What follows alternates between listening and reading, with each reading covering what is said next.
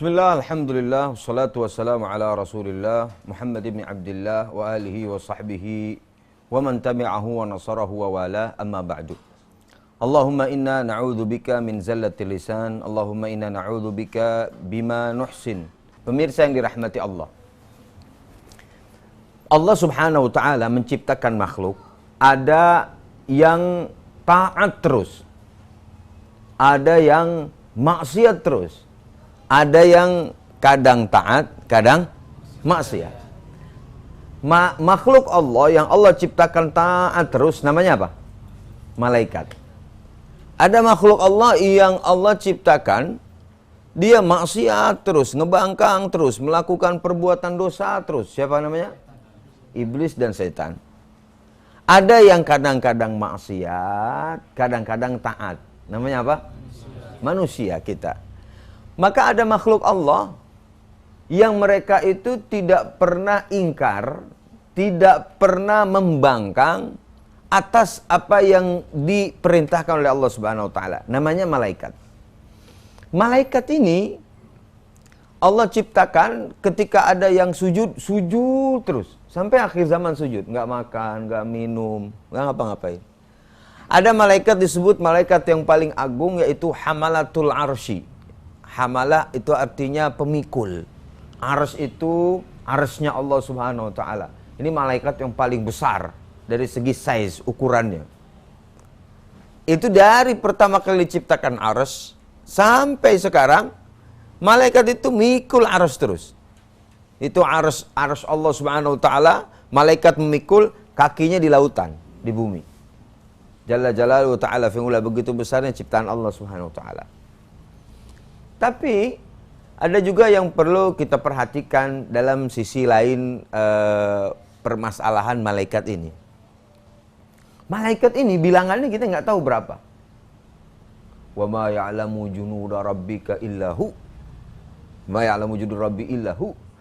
Tidak ada yang mengetahui tentara Allah kecuali Allah Subhanahu wa taala. Nggak ada yang tahu berapa jumlah totalnya. Karena saking banyaknya. Kita lagi ngaji begini, sedang mengkaji, pemirsa yang berada di rumah duduk bersama para malaikat. Itulah janji Nabi Muhammad SAW. Maka ketika kita berdoa kepada Allah, kita meminta supaya Allah, mudah-mudahan doa kita diterima oleh Allah Subhanahu wa taala. Ada ketika kita minta doa, bagaimana nih? Kayaknya kita banyak maksiat, kita minta doa sama orang. Siapa? Guru kita, kiai kita, orang tua kita yang kita anggap mereka dekat dengan Allah Subhanahu wa taala. Tapi apakah pemirsa tahu bahwasanya malaikat juga ditugaskan oleh Allah Subhanahu wa taala untuk mendoakan beberapa makhluknya. Dan doa malaikat pasti diijabah oleh Allah Subhanahu wa taala. Ada pembahasan kita adalah bahwasanya ada orang-orang yang didoakan oleh malaikat. Siapa-siapa orang itu yang didoakan oleh malaikat? Itulah isi kajian kita pada kesempatan kali ini insyaallah taala. Yang pertama, yang perlu kita kepahami, malaikat itu doanya tidak ditolak oleh Allah Subhanahu wa taala. Malaikat doanya tidak ditolak oleh Allah Subhanahu wa taala. Al-Imam, dikatakan oleh Imam Ibnu Battal, beliau punya kitab Syarah Sahih Al-Bukhari, mengatakan bahwasanya wa ma'lumun anna du'a al-malaikah mujabun. Kita tahu bahwasanya sudah diketahui doa malaikat itu mujab, diijabah oleh Allah Subhanahu wa taala.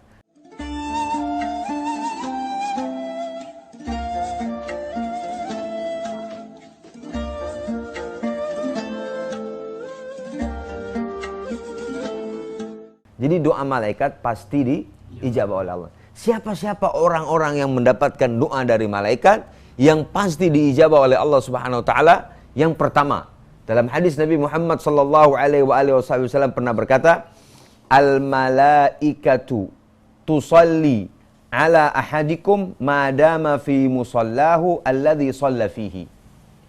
Malaikat itu, kata Rasulullah sallallahu alaihi wasallam dalam hadis riwayat Imam Bukhari Muslim, bersolawat kepada seorang dari kalian, yaitu memintakan ampun, memintakan rahmat, artinya di tempat sholat kalian selama kalian selesai sholat masih di tempat sholat itu. Jadi kalau kita duduk aja terus, duduk di masjid, nggak baca Quran, nggak zikir, tapi duduk aja, nungguin waktu sholat tiba, nungguin waktu subuh datang, sambil ngantuk-ngantuk dikit, itu malaikat doain kita, mintakan ampunan buat kita, mintakan rahmat buat kita.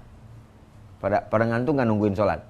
Nah, itu malaikat sedang memintakan ampun buat kita walaupun kita tidak melakukan apa-apa, apalagi kita sedang berzikir kepada Allah Subhanahu wa taala. Tapi di akhir hadisnya Nabi berkata, malam yuhdits, selama dia tidak batal wudunya. Nah, kalau batal wudunya, malaikat stop tuh doanya.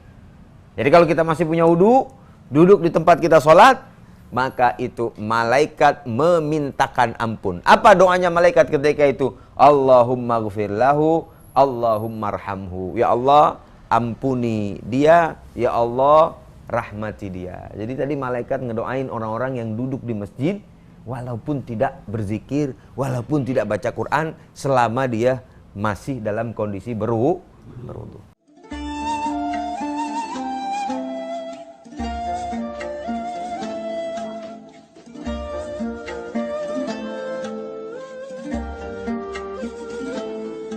Yang kedua, ada yang kedua, orang-orang yang didoakan oleh para malaikat, yang Allah utus malaikat untuk mendoakan, tapi doanya ini doa buruk. Jadi ada, kalau tadi kan doanya doa apa? Doa baik. Tadi doa baik. Allah ampunin, ya Allah rahmati. Ini doanya doa jelek, doa buruk. Apa doa buruknya? Lihat hadis Nabi sallallahu alaihi wasallam diriwayatkan oleh Al-Imam Al-Bukhari dan Imam Muslim radhiyallahu taala anhu. Dari Abu Hurairah radhiyallahu taala anhu qala Rasulullah sallallahu alaihi wasallam, "Idza da'a ar-rajulu imra'atahu ila firashihi fa'abat fabata ghadbana 'alaiha la'anatha al-malaikatu hatta tusbiha." Kata Nabi sallallahu alaihi wasallam, seandainya ada seorang memanggil istrinya ke kasur, ke kamar. Jadi para istri dipanggil oleh suaminya ke kamar, ya, untuk melakukan hubungan sesuatu yang biasa dilakukan oleh suami istri. Lalu istrinya enggan, nggak mau datang dengan alasan lah, capek lah, apalah, padahal nggak capek. Fa'abat, lalu istri itu ogah, nggak mau memenuhi panggilan suaminya.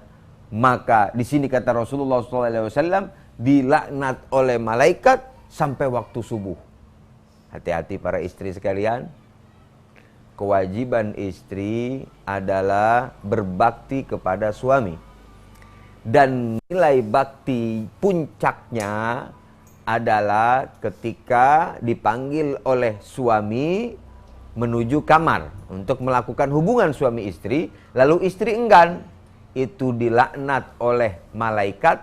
Ya Allah, laknatlah fulan, perempuan ini, sampai waktu subuh hari, jika dia sebenarnya enggan. Jadi itu jangan dianggap remeh ketika suami tidak merasa marah dan merasa tidak rela ketika istri dipanggil. Karena pada hakikatnya kewajiban istri itu, ini perlu dibuka nggak nih?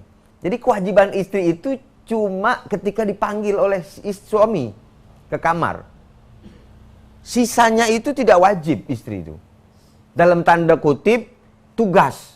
Ketika suami menyuruh menjadi tugas, menjadi satu keharusan. Tapi puncak kewajibannya adalah ketika dia dipanggil oleh suaminya. Doa malaikat kepada orang-orang para istri yang enggan untuk mendatangi suaminya ketika suaminya memanggilnya, ini adalah berbahaya. Ada yang ketiga, orang-orang yang didoakan oleh malaikat. Yang ketiga adalah, ada hadis Nabi SAW, ini para santri, para pelajar, orang yang ngaji duduk di majelis ilmu. Kata Nabi SAW dalam hadis riwayat Imam Abu Darda radhiyallahu taala anhu, hadisnya sudah kita hafal semua, man salaka tariqan yatlubu fihi ilman salakallahu bihi tariqan min tariqil jannah. Atau dalam riwayat yang lain, man salaka tariqan yaltamisu fihi ilman sahalallahu lahu tariqan ilal jannah. Siapa orang datang ke majelis ilmu, mengkaji, mempelajari ilmu, lalu Allah Subhanahu wa taala memudahkan orang itu jalan menuju surga Allah Subhanahu wa taala. Wa innal malaikata la tadau ajnihataha li talibil ilmi ridham bima yasna. Bahwasanya malaikat itu menghamparkan sayapnya. Para ulama mengatakan menghamparkan sayapnya, meridhoi bagi orang-orang yang menuntut ilmu.